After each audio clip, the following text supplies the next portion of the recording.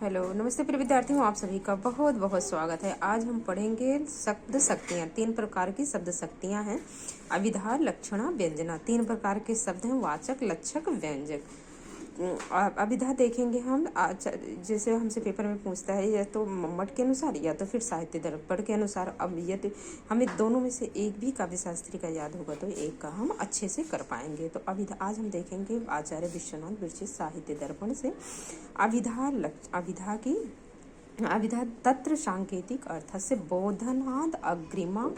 अभिधा तत्र सांकेतिक, जो कहा जाए हम वही समझते हैं, तब तो वहाँ पर अभिधा शब्द शक्ति होती है। जैसे कोई हमारे यहाँ रिश्तेदार रिलेटिव कोई आता तो हम कहते हैं एक कप चाय ले आओ, तो हमने समझा कि हाँ हम चाय ही हमसे मांगी गई है, तो वो अभिधा है।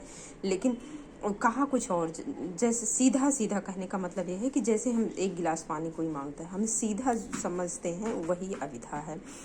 अभिधा शब्द तत्र सांकेतिक अर्थ, जो संकेत किया जाए, बोधन अग्रिम, उसी से हमें बोध हो, वही अग्रिम अभिधा शब्द शक्ति है। उनमें सांकेतिक अर्थ, मुख्य अर्थ का बोधन कराने वाले शब्द की सबसे पहली शक्ति अभिधा शक्ति है।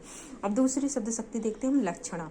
मुख्यार्थ बाधे, मुख्य का अर्थ का वाद हो, तद युक्त और उसी से रिलेटिव कोई दूसरा यो या अन्यो अर्थ हो, प्रतीत उसी से रिलेटिव दूसरा अर्थ हो, तो वहाँ पर रूढ़ी प्रयोजन आदोषो लक्षणा शक्ति अर्पिता। रूढ़ी अथवा प्रयोजन बस कोई लक्षणा के द्वारा जिस शब्द शक्ति का बोध होता है उसे हम लक्षणा शब्द शक्ति कहते हैं। लक्षणा शब्द शक्ति के कितने हेतु? 3 होते हैं। मुख्य अर्थ का उसमें बाद होगा, मुख्य अर्थ का लक्ष्य अर्थ से संबंध होगा, उसी से रिलेटिव दूसरा अर्थ होगा, रूढ़ी अथवा प्रयोजन होने पर लक्षणा होती है। अब अगला हम देखते हैं तीसरी शब्द शक्ति है व्यंजना। व्यंजना वीरतासु विधाद्यासु यया अर्थो बोध्यते परा सह वृत्तिर्व्यंजना नाम शब्दस्य अर्थादिकस्य च।